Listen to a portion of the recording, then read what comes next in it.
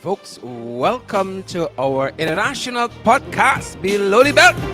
Who vex lose? Who vex? It's y'all face. We out here, peoples. We out here, and welcome to each and every one of you. First and foremost, we want to know that you guys are hearing us crystal clear. So let us know that you guys are hearing us. We want no problems today. We got a lot of things to talk about, people. Y'all don't know what we're talking about. Beatrice Selby, good to see you folks. And Siobhan McDonald, good to see you as well. Good to see each and every one of you, wherever you beautiful, fantastic people are joining us from around the world. We're so happy that you guys are here. Trust that you guys have had a fantastic, restful weekend, like the rest of us. Like the rest of us. Folks, we're going to have some guys stopping by. Y'all know what we're talking about is the talk of the tongue. It's showtime, people. It's showtime. Good to see Dora, David, and George. Is it Nurk? Gotta pronounce this. Gotta know how to pronounce this. Yvonne Ramastar, and I see all the other guys are joining us. Is it Kirk or N Kirk? I hope I'm pronouncing it right, George. Respect and manners. Sabina Jacobs is here as well. Tessa Isaacs, Graves Sandy, and Paula Mattis. Dora David is here too, and Winston Henry, and all the other lovely folks like Shirley and Juice Tendry, Simone Phillips, and all the other guys. Guys, really, really happy to see you. And as our guests come into the green room or virtual studio, we're gonna ask them to just mute it there, and we're gonna have them in shortly, guys. But good to see each and every one of you. And I want you all know, because of the topic we're discussing this afternoon, I have walked with my lawyers, folks. I've lawyered up. I have lawyered up. I sure that you guys are great. Wherever you folks are joining us from, it is our distinct privilege to be joining you from the national capital city of Georgetown, Guyana, where we broadcast live from, folks. How is the weather on your side of the Atlantic? And I'm going to tell you guys how the weather is. Where we there? I can tell you, without even the asking, guys. It's good weather outside, but it might change. It might change based on what weather.com is telling us. Let's take a check of the forecast and do let us know where you guys are joining us from and what is the weather where you are. It's 29 degrees outside. That's what weather.com is telling us. 29 degrees outside. I feel hot, folks. I feel hot. As a matter of fact, they said it's 29 degrees outside, but it feels like 34. It feels like 34. It feels like 34 indeed. It feels like 34. They're telling us there's a 55% chance. There's a 50% chance that it's going to rain. 55% chance it's going to rain into the afternoon, and that decreases overnight. So I guess you don't have much to worry about, and it's brilliant sunshine outside at the moment. At the moment, it's good sunshine outside. Good sunshine outside, folks. So we're gonna be watching that. Good to have each and every one of you here with us, guys. Couldn't have it any other way. Good to have you folks. How have you guys been keeping? How have you folks been keeping without me? Well, hey, we outside.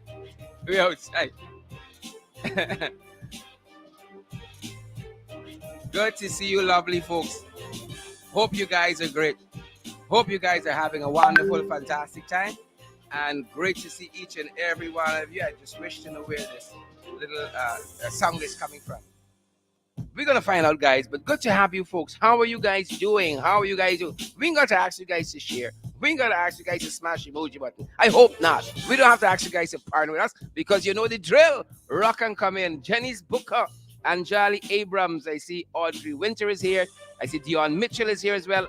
Oren Stevens, Lisa Pitt, Glycis Mingo, Pern, and all the others. Well, I want to tell y'all, put y'all seat up in an upright position. Put on your seat belts, guys. Put away your trays. Come on now. We're about to take off. Put your seat in an upright position. Come on, folks. Come out the washrooms. Come out. Take a seat. Pull your chairs in an upright position. Put away the trays. Come on, folks. Oh, yeah, I think it was a working lunch. We're getting ready to lift off. I am so privileged to have with me, guys. Look how I can give y'all, icing on the cake before you even have the cake. plus the cherry on top. Plus the cherry on top. Chinese Booker, we see you. Edward Gonzalez, we see you as well. And we see Colin Alexander, we see Alex Boom, we see Dara David is here. Dara says she missed me bad. I miss back to you bad too, Dara. I miss back to you, Dara. Real bad. Folks, I am privileged. Privileged. I'm privileged to have with me in studio today Senior Counsel Roycedale Ford. See, y'all know well 45. Senior Counsel Roycedale Ford, a well fortified, folks. Guyana for sale, money got for Mac. Money got for Mac. Also privileged to have another attorney joining my team, Amanda Walton Desire, joining as well. And folks, I let you know that Roycedale is our shadow minister for legal affairs, at Shadow Attorney General and Minister of Legal Affairs, Roycedale Ford, Senior Counsel. Please and thank you, Amanda Walton Desire. She is our Shadow Minister for Foreign Affairs and International Cooperation. And if you, I'll give you a little cherry on top now. the one and only, young fella, right? Young fella, but he has a lot of institutional knowledge where politics is concerned in this great country of ours. Our parliamentary opposition chief whip, Christopher Jones, is joining us as well on the broadcast. Folks, perhaps in that order, welcome. Who vex lose? Be outside. I look extra. Good afternoon, Sharon, and thank you for having me. Good afternoon, guys. Hi, good afternoon, Sherrod. Good afternoon to your audience. Good afternoon, Amanza and Chris. Good afternoon, guys. Good afternoon, Sharon and the panel. Good afternoon, listeners from around the world. I wanted the guys to know we've lawyered up. We have the best representation here. We come out to fight. folks, we had such a big weekend. And I think years from now, we're going to look back and say, where were you when X happened, when Y happened? Guys, can you hear our guests? Let us know if you're hearing our guests. Please and thank you before we get on the way.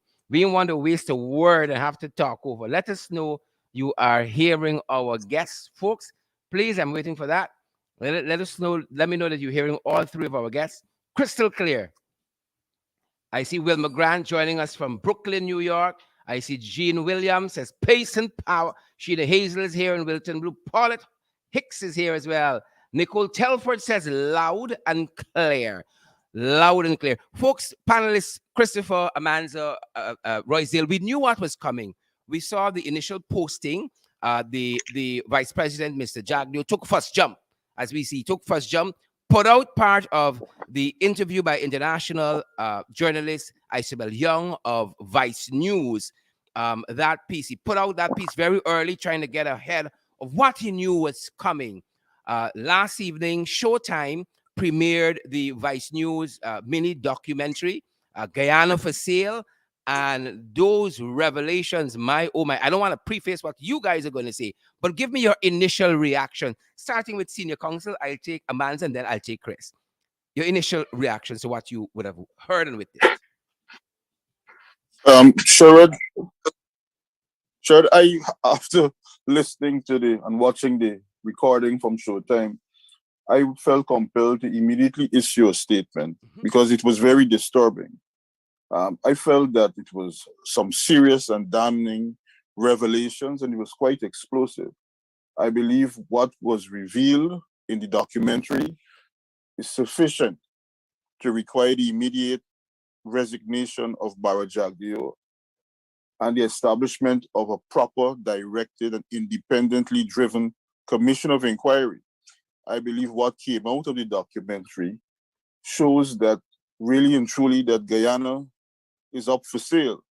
It shows that we have politicians who are disposed to probably utilizing government office for particular gains, for friends and families.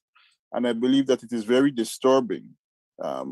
It certainly requires comment by all of us who are in Parliament and comments by the National Assembly as a whole, civil society and the citizenry throughout the country.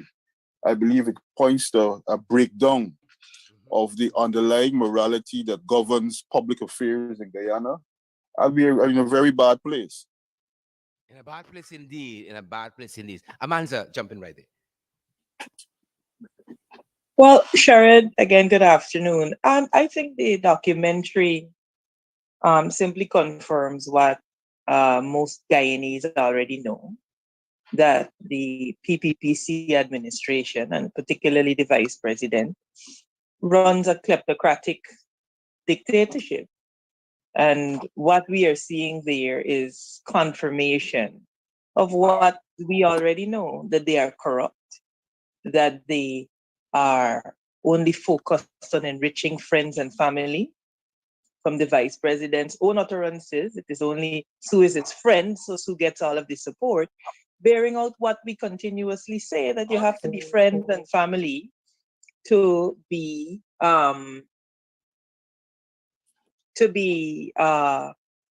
supported by the PPP-C administration. So I, like Royce Dale, believe that it warrants the immediate resignation of the vice president. Any public official with a modicum of with a modicum of decency would have immediately tendered his resignation to the president.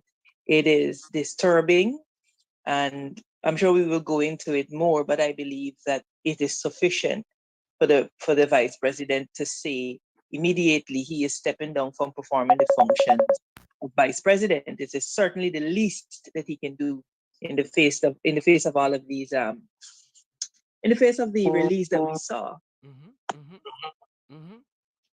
Excellent. Christopher Jones, jump in there. Parliamentary No, Opposition thank Chief you. Whip. Thank you very much, Sherrod. For me, as you mentioned in your opening introductory remarks, that essentially I've been been a part of the hostings of the country for a number of years. So for me, when I saw the documentary, the only thing came to mind was that, well, it's Barra Jagdeo again, because it is nothing new. It is only this time around he has been caught on tape, and more so, it was an in-depth investigation by a renowned journalist, of which they had someone who posed as an undercover Chinese businessman, and all this has been caught on both video and audio. But if you go back in time, as it relates to Bharat Jagdeo under his administration when he served as president, you will need to go to the US State Department report on Guyana as it relates to corruption. You would need to go to the US State Department report as it relates to Guyana and the drug trade.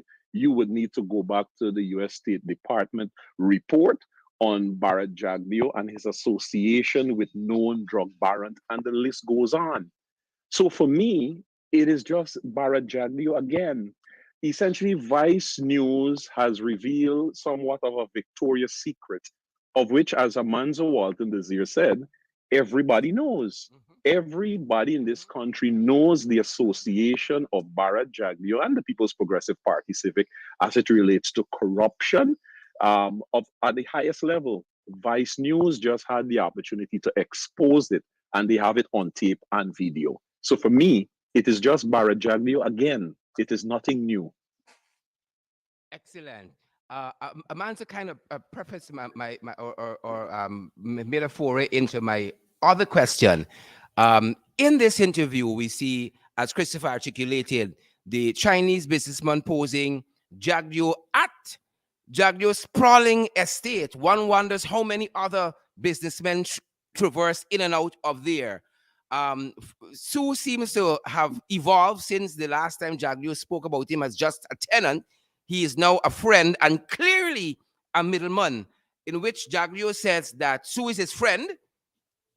He is evolved from just tenant. He's my friend, and he has all the support. He has all, not some, not a little bit, based on criteria for corporations and businesses or what have you. Whoever Sue brings, he has all our support. What did you take that to mean? Beyond the obvious. Sherrod, Yes, Royce, go right ahead. whilst I agree with Amanza and Chris, that the recording really confirms what we all know about the PPP and what people have heard people say about Mr. Jaglio. Um, it actually has, in my opinion, a new dimension to it. And the dimension that I would like us to point and recognize is that it has the dimension that we are now an oil economy. Mm-hmm. Mm-hmm. And this is happening, this open sort of trading and commercial mercantile activity in relation to the assets of the state or the patrimony of the country is extremely worrying within the context of an oil economy, within the context of the interest, the international interests of all sorts of businessmen, legitimate businessmen, rogues and vagabonds and bandits who would want to come and invest in this country. We see the rise of and the documentation in this report, this documentary, of the intervention and the activities of middlemen. We see the sophistication in which it is no longer considered a bribe. And maybe if the reporter had actually asked Mr. Jagdeo whether he receives consultancy fees, maybe we would have had a different answer. Because it is no longer seen to be a bribe.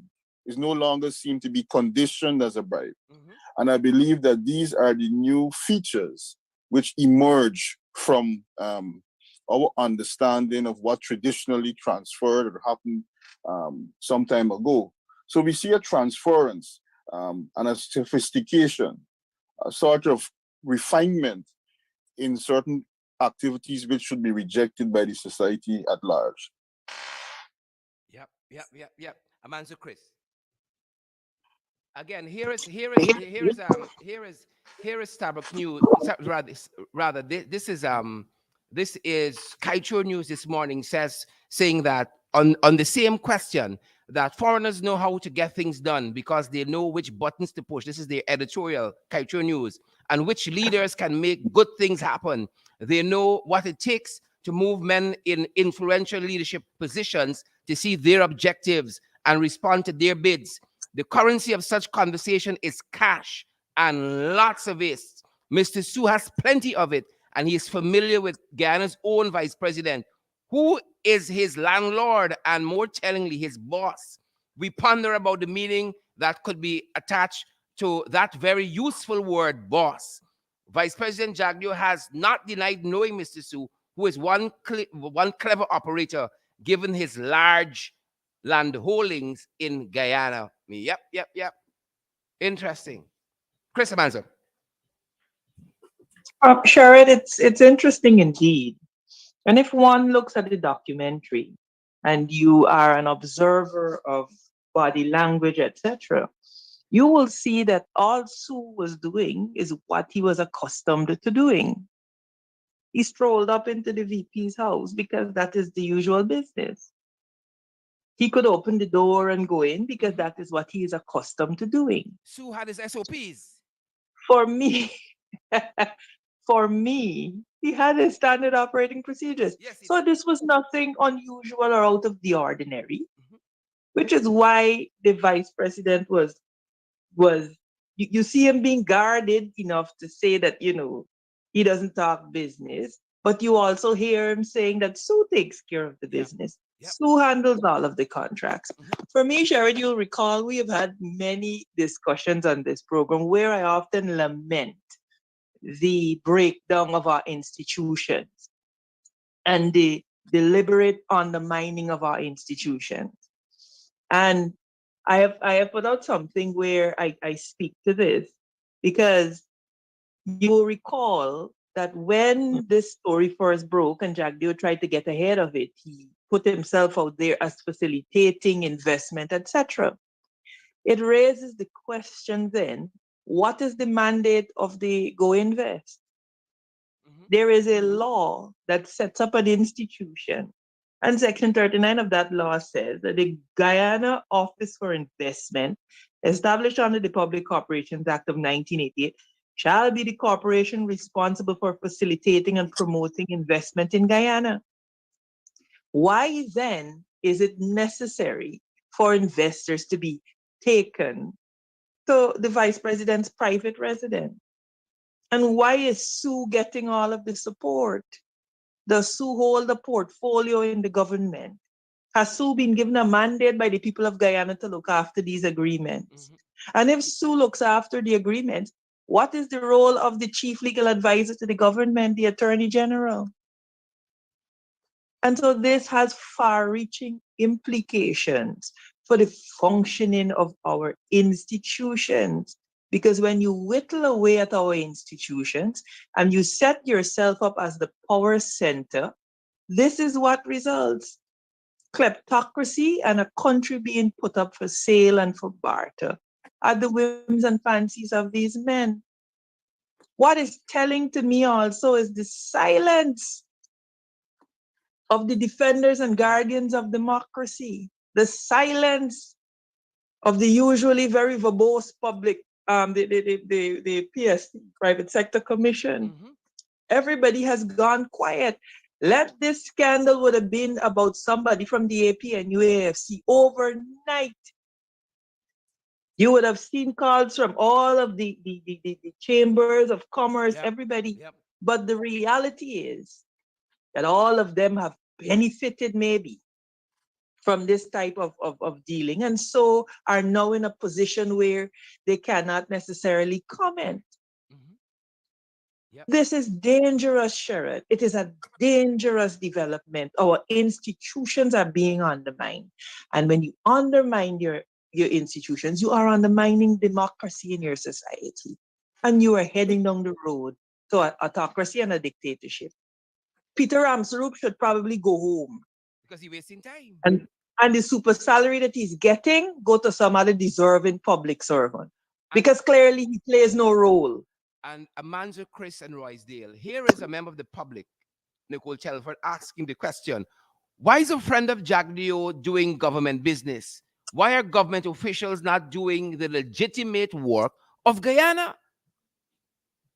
Chris?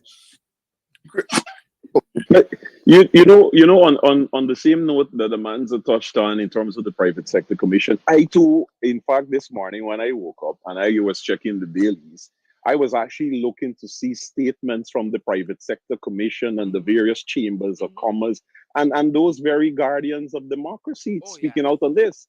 And the absence of any pronouncement from them, to me, is not surprising. And rightfully, as Amanda said, is that many of them are complicit. Many persons in the private sector commission and those persons, the private sector members, those so-called businessmen and businesswomen out there in Guyana that operates in this country, benefited from the same transaction that Sue was doing on behalf of the Chinese businessman who was undercover. So many of them can't speak now. They cannot speak because Jaglio got the bag. Jaglio got stories on them, and similarly, they got stories on him. So none of them will speak. And that is why you had, as Mansa mentioned, a ferocious private sector commission and chamber of commerce during the APNU AFC administration. Because during that period, ain't got no businessman could turn up by David Granger's house with somebody who telling Granger that they want this land and he will make it available to them and that sort of thing. And because they were not able to conduct their business the manner in which they were accustomed to doing under the PPP's administration, and more so Barra Jagdeo, they found issues with the APNU AFC government because it was not a government that deals in corruption or part and parcel of any corrupt practice. And that is why now that you have this glaring evidence before you, it's on audio, it's on videotape with Jagdeo caught with his pants down. And when you expect all of these organizations and bodies and individuals would have been out there and said that, listen, this is the time for an international independent investigation into these allegations, and they call upon the vice president to demit office until such an investigation is done. You wouldn't see that from them. They can't, because they too benefited from that. And just to take you even further back, I mean, Roysdale made the point that now it is Guyana, an oil producing country. And it makes it somewhat different from the type of corruption that Jagdeo has always been associated with under his administration. And I was on programs like this before, and I made mention what used to happen to certain businessmen when they speak out about corruption under Jagdeo's administration at that time. Jagdeo would send the Guyana Revenue Authority at that time to those businesses and claim that they have so much outstanding back payments and failure to do which the businesses are shut down. I've been a part of meetings with the then opposition leader Robert Corbyn, in which you had businessmen who had thriving businesses along Regent Street, Robb Street, and you name it, all parts of this country, that they had to literally sneak into Congress Place 2:30 a.m. and 3:30 a.m. in the morning to meet privately with the then opposition leader Robert Corbyn to share some of the issues and problems that they're faced with under the Jagdeo administration. Many of them sold out their entire businesses and fled this country with their families to avoid prosecution under the then Jagdeo administration. So it is nothing new with Bharat Jagdeo. This is the norm. And a lot of those businessmen, as we rightfully mentioned, who are out there right now enjoying the wealth of this country, it is as a result of their association and their dealings and transactions with Bharat Jagdeo. In this very manner, Sherrod, jump in, Royce. sure, I would like to support what Chris and Amanda is saying, but I'd just like to point out to the public that Sue was not doing government of Guyana work. He was not working on behalf of the people of Guyana. Sue was doing what people generally refer to as a middleman business, in which, in the meeting as recorded in the documentary, Mr. Jagdeo said that he deals with the government side of things. This wasn't a joint venture with the government of Guyana, in which the government of Guyana was going to be benefiting in any way.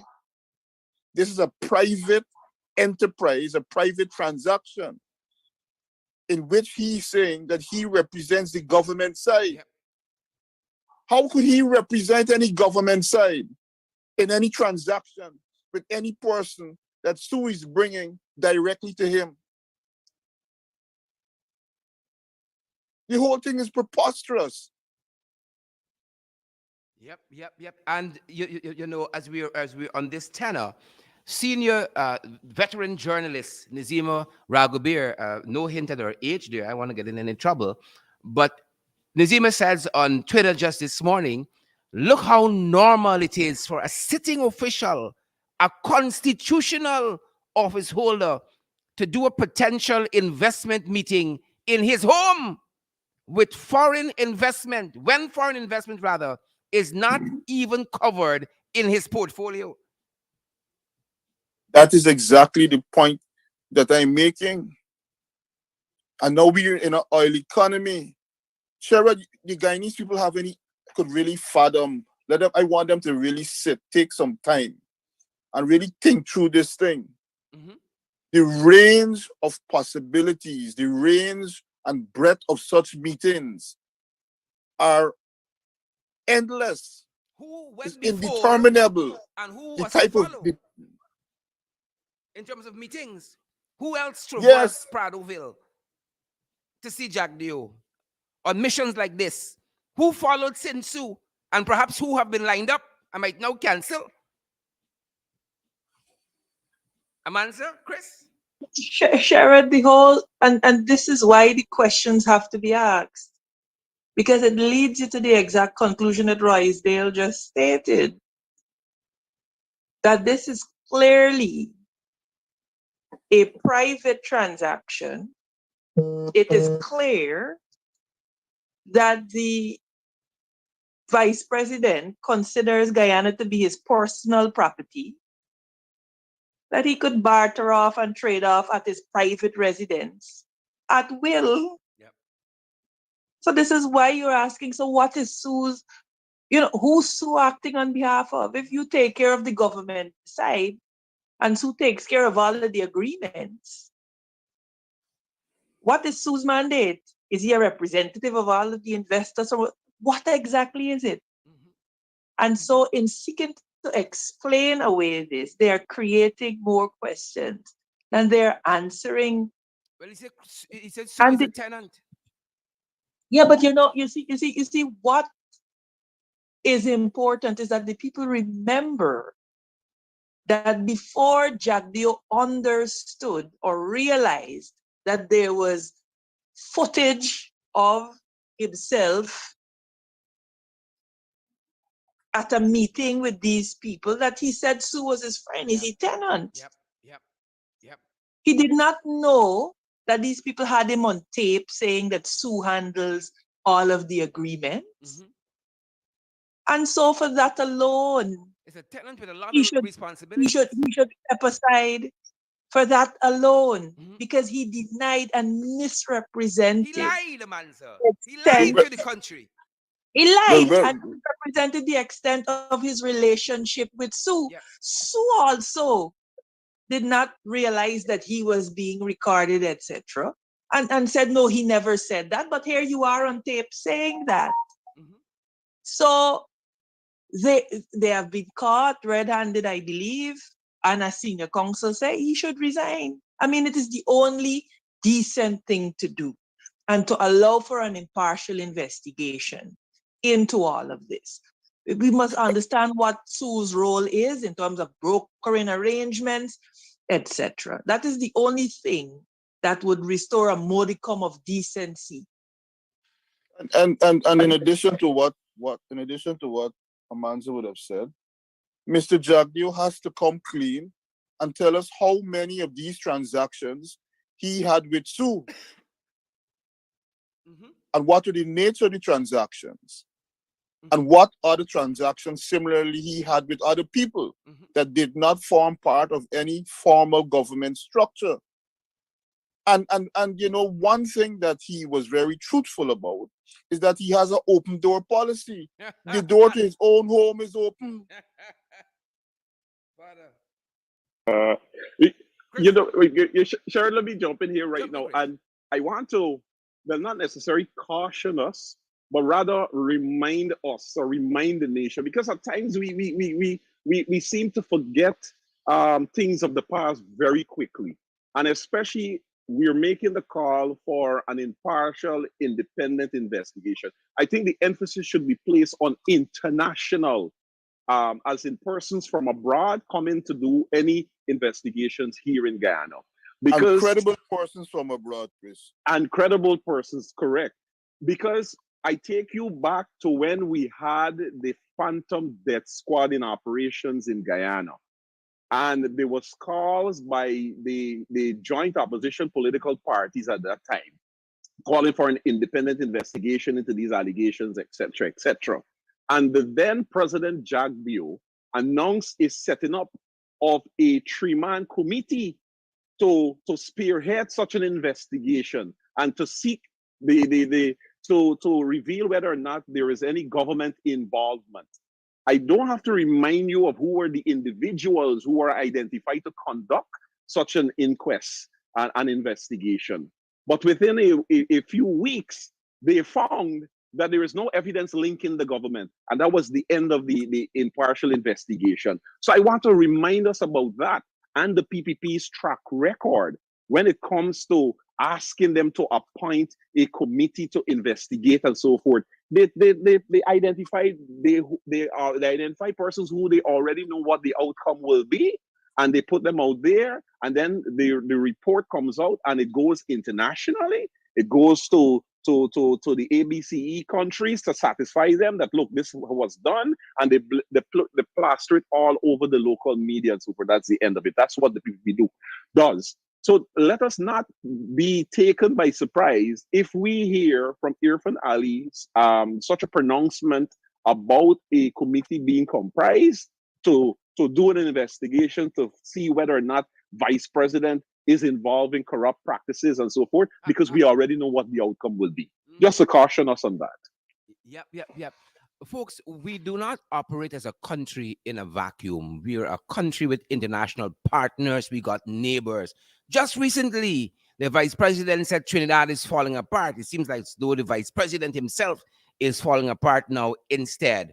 We got Suriname and Santoki. We got Trinidad and Rowley. We got Barbados and Mia Motley. We got Antigua and Barbuda and Gaston Brown. We got St. Vincent and the Grenadines, Ralph Gonzalez, and you name it, Dominica and Skerrit, all of these countries, regional partners, international partners, they're waking up to this. Somebody's alerting them to this. Their foreign affairs minister, friends and family alerting them to what's happening here. They've just left an Agri Expo here, International Agri Expo, among other things.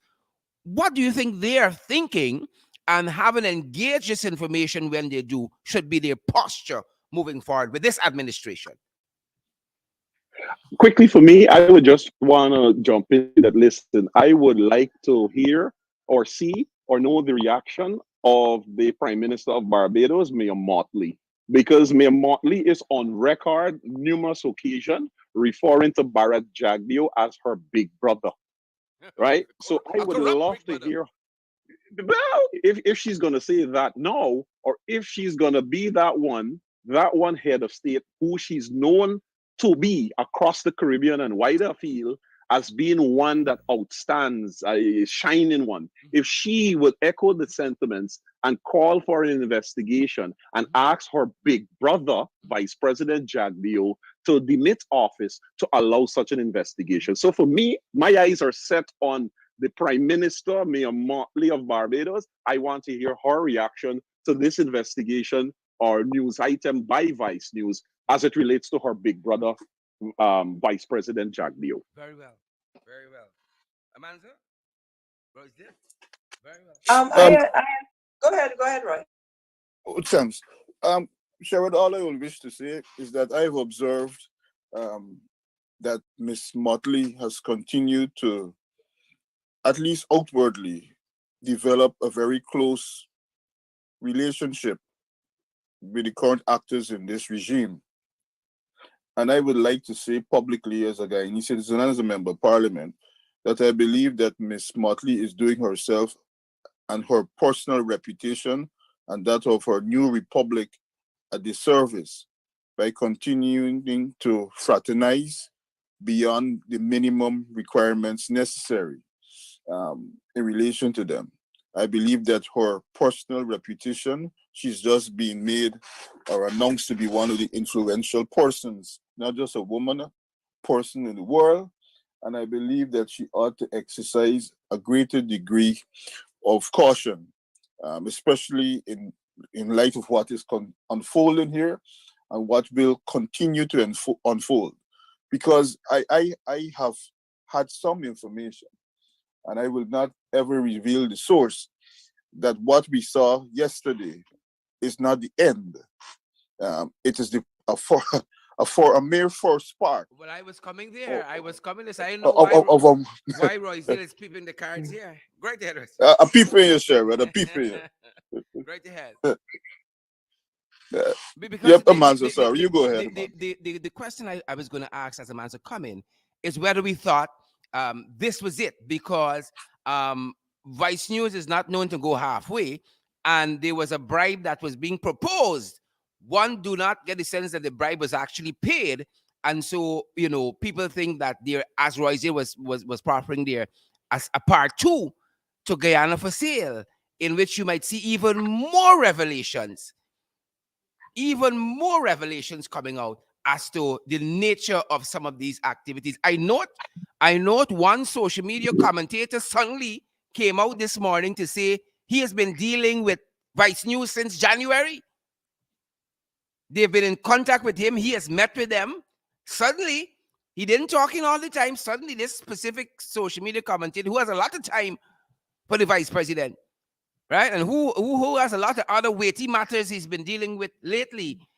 He's come out to say, for what he said, for transparency, so all of a sudden, right? And he has revealed several text messages on his phone and voice notes and so on, that he has been a guide, per se, to Vice News. Very interesting times. folks?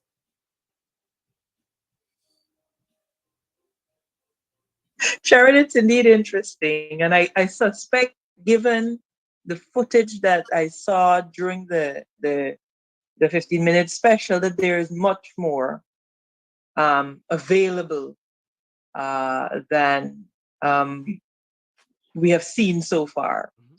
So I suspect that there will be more to come.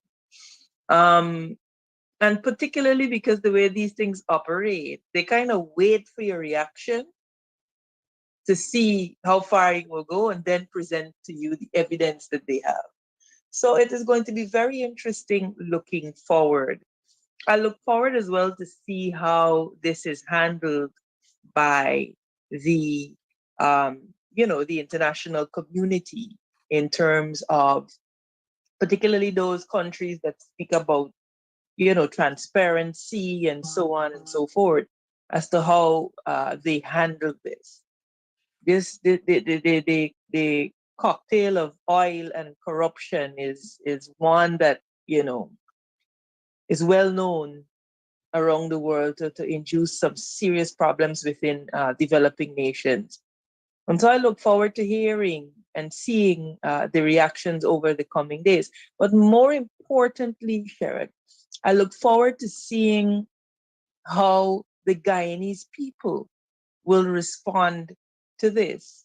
The question arises, will it be business as usual? Will this be an instance where the story is salacious for the first few mornings and then we go back to being what we always are, consumed with our day-to-day existence and not putting pressure where pressure needs to be applied? Um, the concern that I have is that we must receive the message loud and clear that it cannot be business as usual. Guyana seems to be up for sale, whilst Guyanese are struggling to get a house lot, are struggling to be able to build homes, etc. And that ought not to be the case. Every Guyanese must first be able to enjoy Guyana's patrimony. Instead, what we see and what has been confirmed is that unless you are a friend, you get no support. Who is my friend? Who gets all the support is what the vice president has said. Yep. So And that is where the burning question is. What are we as a people, as a nation, going to do about it? Because Sherrod, this whole scenario will occasion a very important question for every Guyanese. And this is not just about the opposition, etc. It is about every Guyanese. Our reaction to this will convey very clearly to the world whether we want to build a nation of laws or we want to be a nation of laws and a nation that subscribes to rule of law, transparency, etc., or whether we are content to do what the man in the video said, be corrupt, be all about money, and express surprise when people are not corrupt in Guyana. That is a damning indictment on our nation. Indeed. I, as a Guyanese, am personally offended that a foreigner would say that everything is all about the money and nothing is done above board. Everything has to be done on the board. What is that? And why are we not deeply offended by those sentiments? Why are we accepting that that has to be the way things must be? and I, Somebody I, I Mm, would like to add, Sharon, go right ahead. to what Amanda is saying. Um, Another disturbing feature of what came out, which we know, you know, the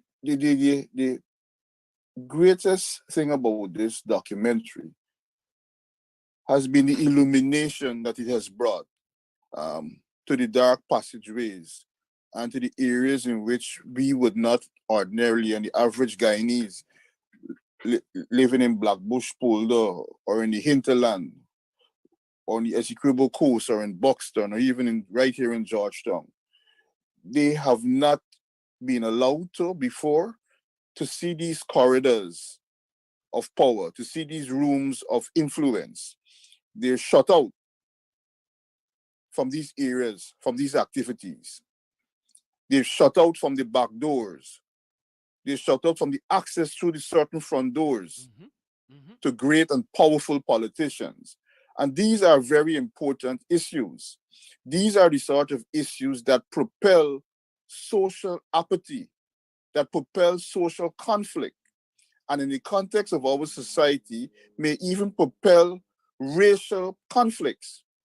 For example, Sharon, how could this be explained? How could what we would have seen in the country and the world would have observed be explained when you have Guyanese, born Guyanese, living here that are being denied access, fair access to resources of the state? Correct. How could this be justified or explained in the context of a government coming to power and seeking to take back lands and properties that would have been given not to strangers, people who are born in this country, Yep. African Guyanese, Indian Guyanese, Amerindian people who are born here, and you sitting in your exalted living room negotiating and facilitating an open door policy, which we now learn it is underpinned by a raft of questionable dealings confessed by Sue himself in relation to facilitating investment, using that word in its most broadest and Sue type sense. How could that be explained? You shutting down, taking back licenses, preventing people from operating in this country who are born here, who have every legitimate right to remain and start a livelihood here, and you opening doors for foreign investors in the context of questionable transactions? That by itself alone, Sharon, is the reason why Mr. Jagdeo must resign. This is not about whether he took the money, whether he partake in receiving funds. It is the fact that he has allowed himself, against the best possible judgment, to be allowed himself to be put in a position in which he has been compromised. Not that he has compromised himself intentionally, but he has allowed himself to be compromised. Yep, yep. You know, we had the first airing of this put out by Mr. Jagdo himself, trying to get ahead of this storm that is here and the storms to come. And he said in that, as a response to that first salvo, that Sue was his tenant. He was upset. Sue issued a statement in which he said he didn't say anything of this nature. He didn't talk to nobody. And for all intents and purposes, Sue continued to be a tenant of Mr. Jagdeo. Now we're hearing that Mr. Jagdeo says he's going to evict his tenant and he's going to take him to court. For what, Roysdale? Yeah, court. Palm court? Could be You go, Chris. Palm Court could be Palm Court indeed. Could be Palm Court. I want to jump in here right here on the note with Jagdeo issuing the interview just a few days after it was done to get ahead of the storm because he expects an onslaught to come his way. But I want us to just look back for the few months after that publication was aired by Jagdeo and Jagdeo's own activities throughout this country. We have seen Jagdeo in regions 2, 7, 5, 6, 10 doling out cash, 150, 200,000, start the story. And many persons were asking the question, is this legal? Was this something a part of the budget allocation for the year and so forth? No answer could be given. But just Jagdeo suddenly became Santa Claus and sharing gifts and so forth. So right now, if Jagdeo goes in those regions that I mentioned, it's like Santa Claus coming, oh, this is a good man, give me 150,000, give me 200,000 and so forth. And Jaglio's modus operandi over the last few months somewhat reminds me of an individual in Jamaica who is now a guest of the United States government, and that is Christopher Dudas Coke. And you would recall in the particular province of Jamaica that he reside, Dudas Coke was dubbed as the Godfather, the Santa Claus. He buying gifts, he giving out this, he repairing the, and so forth and so forth.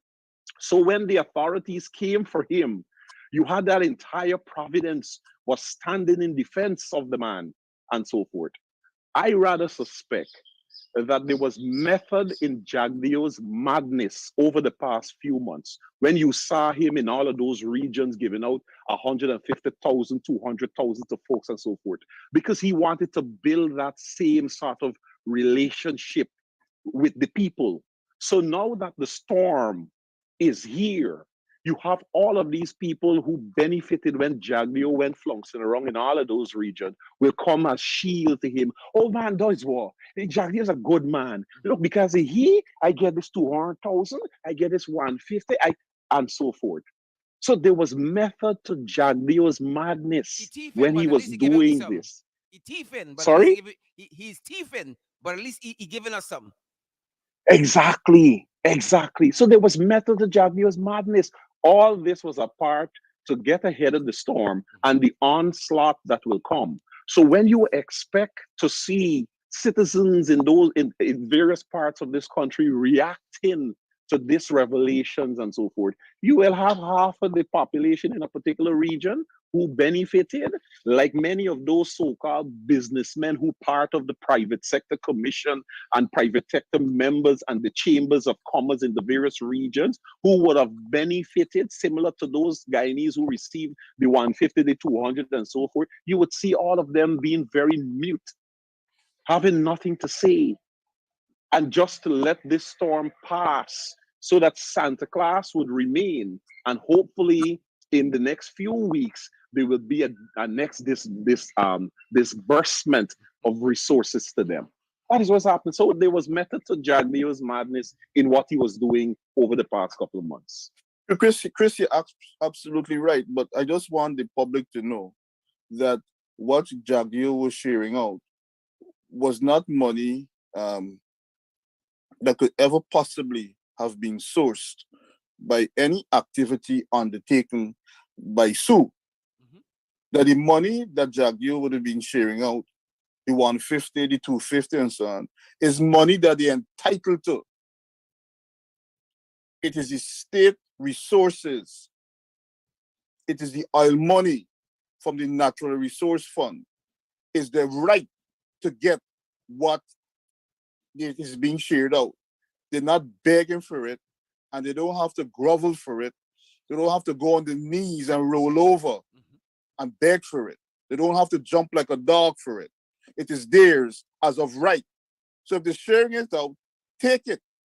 But on the other hand, understand who is the person that's doing the sharing out. And Chris, your example about the man Dudas is very interesting, because I believe at the same time what happened is that Dudas end up implicating the Honorable Prime Minister of Jamaica, Bruce Golden. Yep. So what we have happening here is the tripartite arrangement and a tripartite situation where three different features are bubbling up together. It is the Santa Claus element, is the public office element, and the corrupt suit type element, all being blended into one person. Yep. You know, as we wrap up, guys, Amanda talked early on about what are the Guyanese people going to do about this. We're angry that you have such people who are now in a documented way corrupt and will stop at nothing, right? They got a lot of money already and property and assets, but they want more. They're corrupt. what should be the posture of Guyanese people? If I don't know what I should do, hearing this, engaging this information, what should be the posture of the average Guyanese? Amanza, Chris, Roysdale, as we wrap up. They should at minimum be calling for Barjagdio's resignation. How can he be emblematic of the modus operandi of government in Guyana? How is that acceptable? And they must be willing to mobilize when called upon to so do. Wait, this is serious business.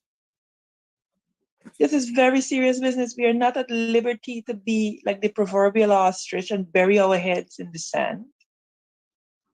But I will say this, Sherrod.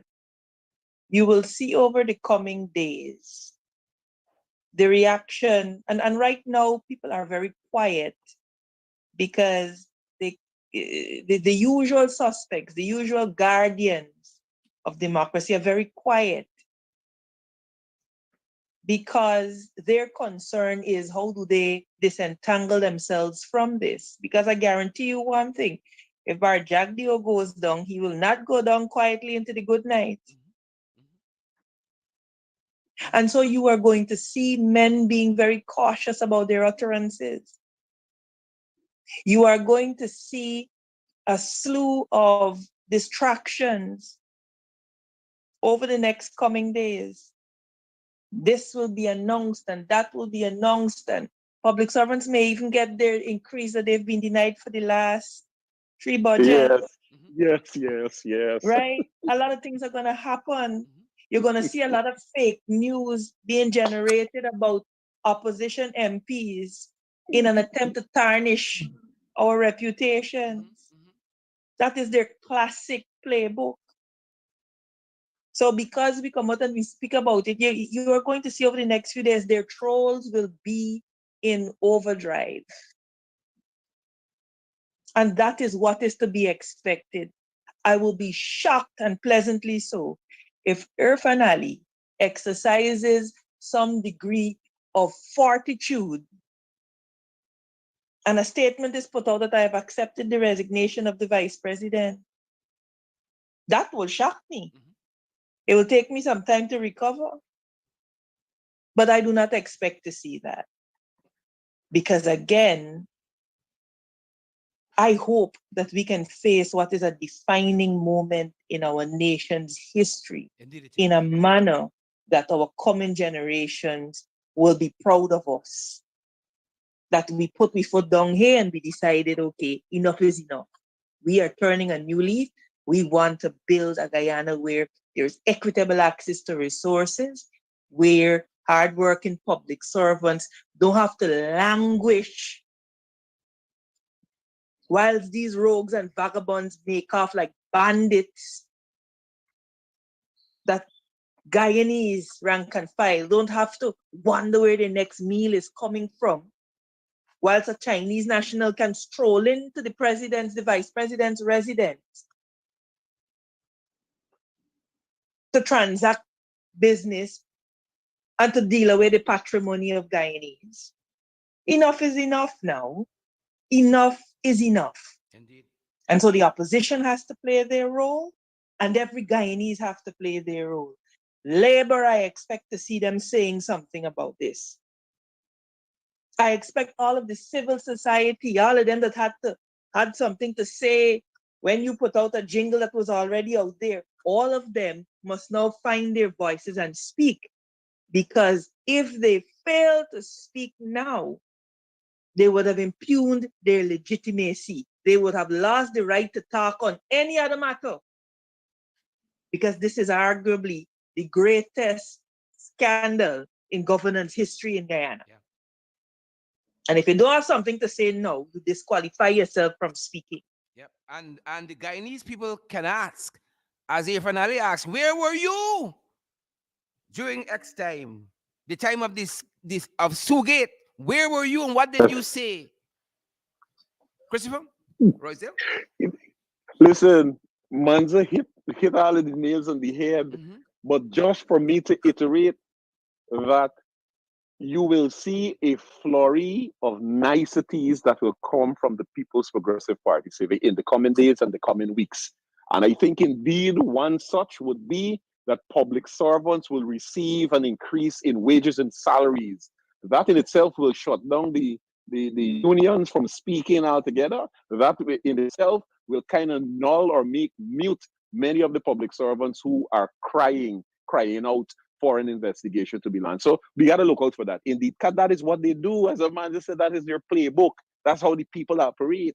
You understand me? You would see they may announce $100,000 one-off cash grant for every single Guyanese in the coming weeks and so forth. All of that to nullify, to make light of this Jaglio documentary that has been made public.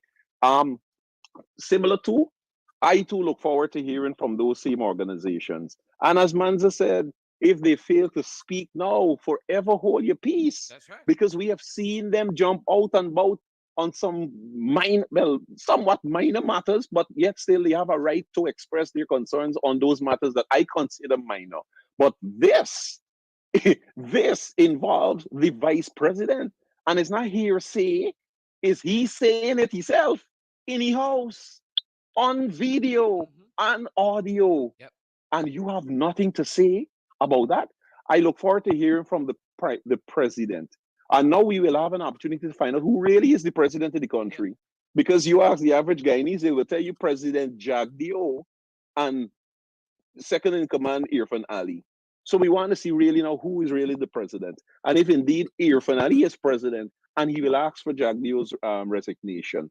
And as I mentioned earlier before, and I want to say it again, I look forward to hearing from Prime Minister Mia Mottley, because this is her big brother, according to her.